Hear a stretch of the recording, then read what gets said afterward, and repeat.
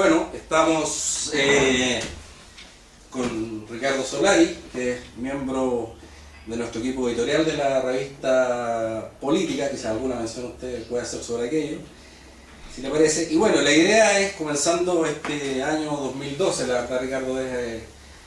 hacer un pequeño ejercicio de proyección, digamos, de acuerdo a lo que fue el 2011. Y te quiero llevar quizás para esa pregunta, quizás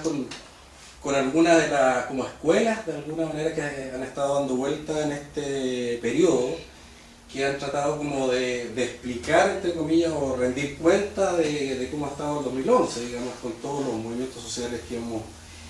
que conocemos. Entonces yo diría las tres escuelas, digamos, como para incitarte a la reflexión, sí, digamos, y estimular el diálogo entre nosotros. La primera es como quien dice, bueno, que curiosamente uno puede ver, en fin, autores como Felipe Cortales, de alguna manera el propio Gabriel Salazar, que se solapa con otra escuela, pero en Chile nada cambia, ¿eh? Aquí se mantiene un estado pétreo, una élite absolutamente aristocratizante, que ha cambiado signos, pero en el fondo, como que los de abajo nunca cambian su situación, ¿eh? Y él mismo dice, ¿no es cierto?, en sus libros, como que han habido revueltas desde abajo, pero en el fondo siempre ha habido asonadas militares, incluso golpes militares que han evitado, ¿no es cierto?, que el pueblo de alguna manera gobierne, ¿eh? Entonces, como que dice, una especie de gatopardismo sociológico, ¿eh? Siempre ha habido en Chile una sociedad muy oligarquizante, y muy desigual, entonces no ha cambiado nada, ¿eh? Es como la primera tesis que en fin, uno puede pensar en Felipe Cortales y otras personas también. Luego, la segunda manera, si tú quieres más sociopolítica, quizás de mirarla, también lo que ha pasado en Chile,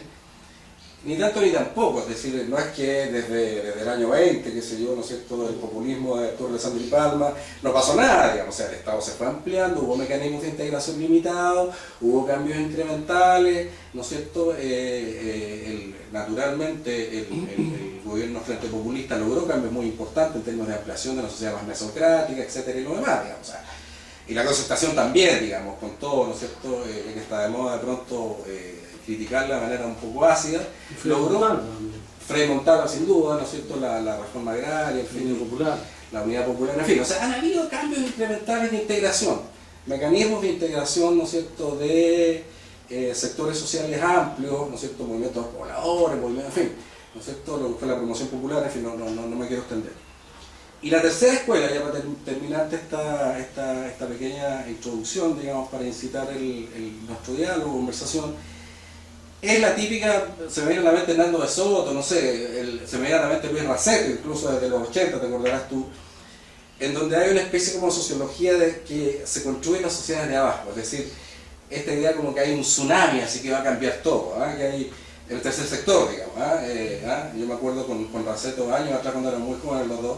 cuando había una percepción, ¿no es cierto?, de las ollas comunes, de toda esta organización así tanto internacional, que era como la fuente de una organización y de la constitución casi de una nueva sociedad. Una mirada también muy de Tilman Evers, también de la fase oculta de los nuevos movimientos sociales, digamos, que de allí se construía, que de alguna manera, por eso te nombraba hace un rato atrás lo de Gabriel Salazar, está también en esta, digamos, por así decir, posición, como quien dice, esto puede llevar a que esto no se pare, que esto lleve a una asamblea constituyente, en fin, yo creo que hay un tema muy interesante que se abre. Entonces, esa es una manera simplemente muy sinóptica, muy breve, de quizás sugerirte tres escuelas o qué sé yo, escenarios que de alguna manera están dando vuelta. Entonces, ¿cómo ves tú en definitiva este 2011 que ya se fue, digamos, cómo estás proyectando, veremos algunos detalles y focalizar otras cosas en otros actores, digamos, lo que se viene este año? Mira, lo que pasa es que yo creo que es muy difícil que uno pueda simplemente remitir una interpretación general de la sociedad a episodios o eventos, ¿no? Habría que tratar de imaginar cuál va a ser el despliegue de estos movimientos en el tiempo y cuánta transformación lograrán producir, ¿ya? Porque si uno recoge una línea o hace una línea desde los años 20, por eso me parece muy importante la coincidencia que puede haber en distintas interpretaciones de mirar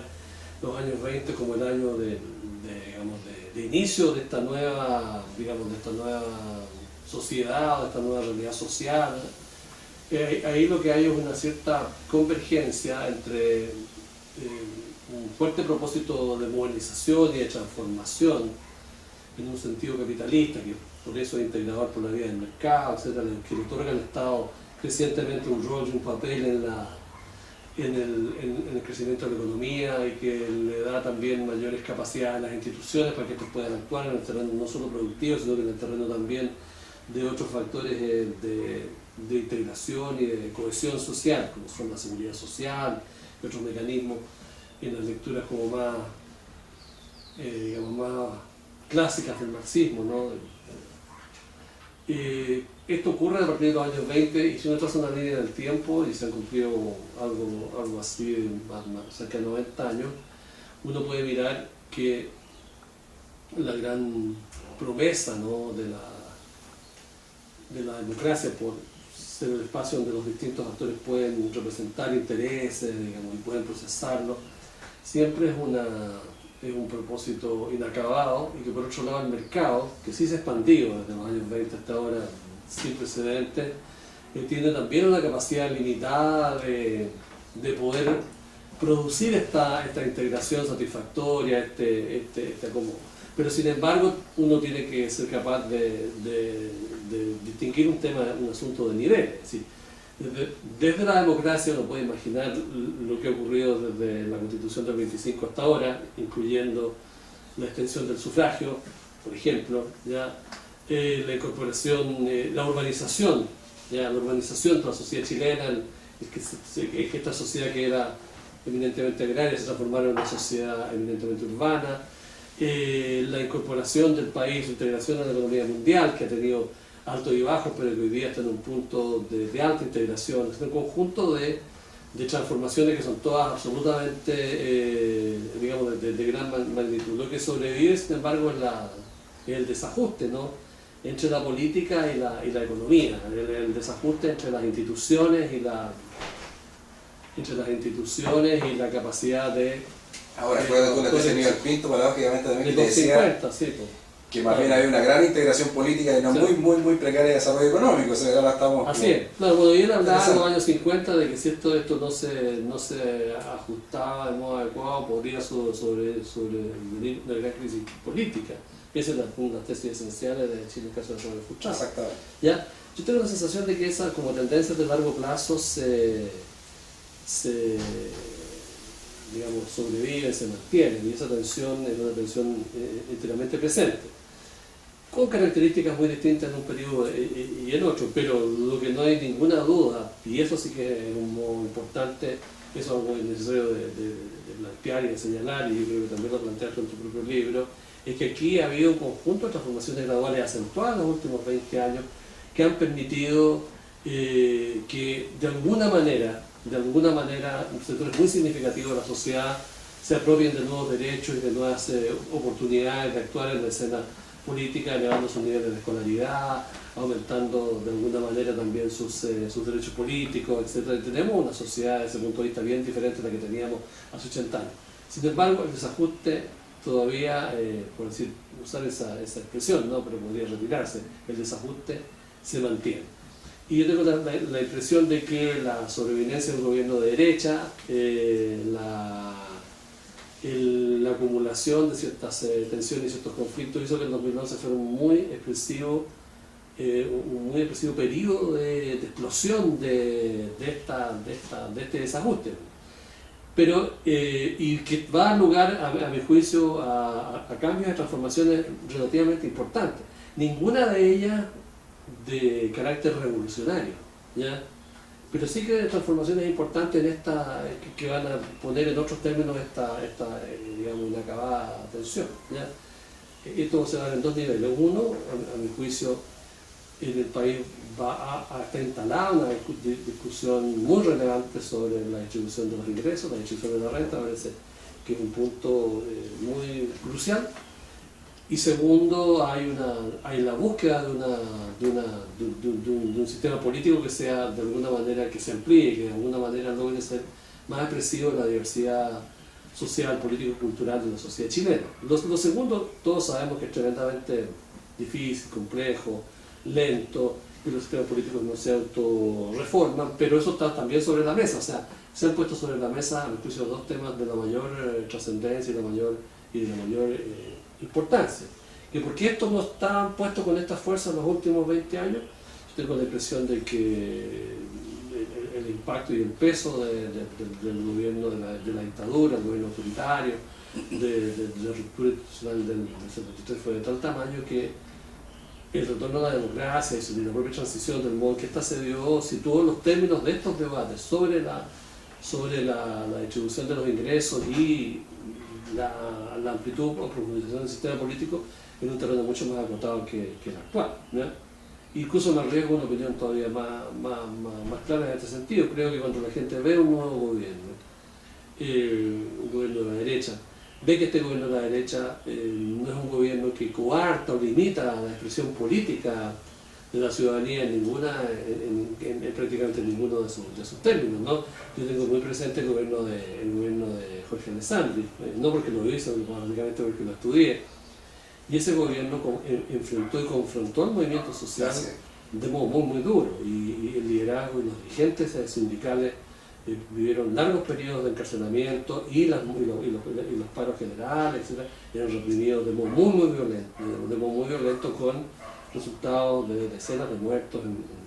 en varios de estos incidentes. Entonces, a fines del gobierno de Ibáñez también, el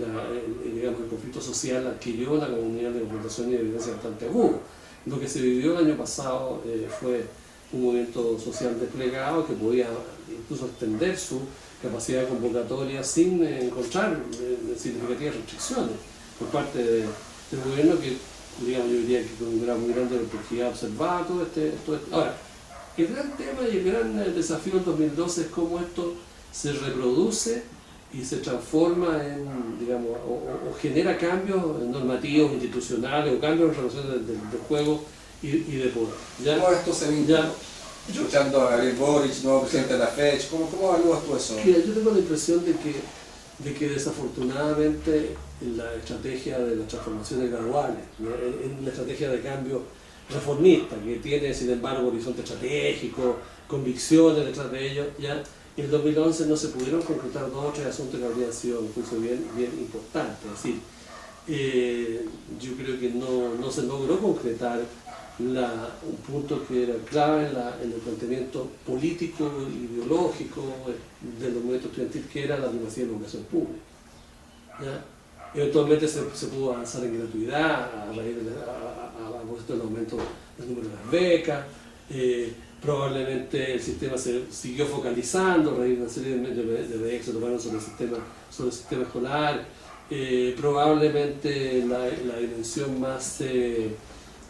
agresiva y grosera del lucro vaya a ser más regulado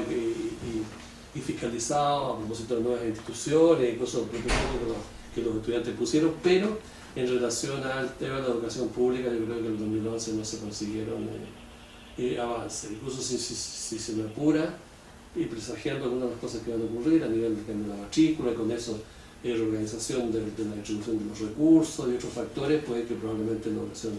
pública, no solo a nivel universitario, sino también el sistema escolar, retroceda. Salió pérdida en definitiva. Podría ser en ese punto, no en otros que estaban también consagrados en el planteamiento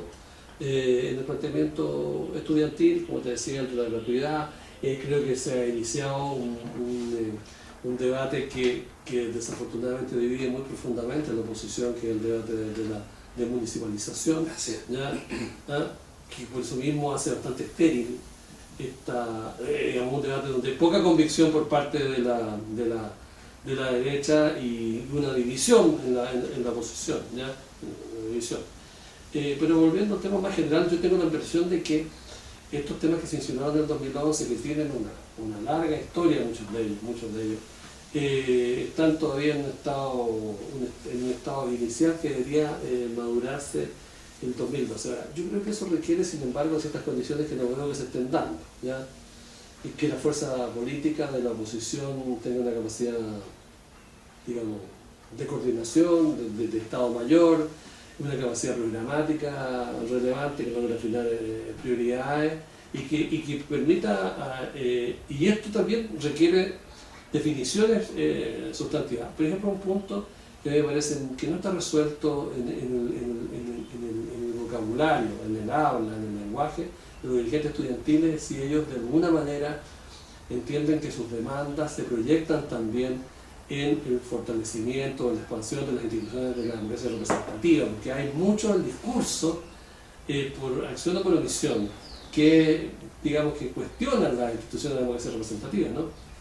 Que tienen generando con ello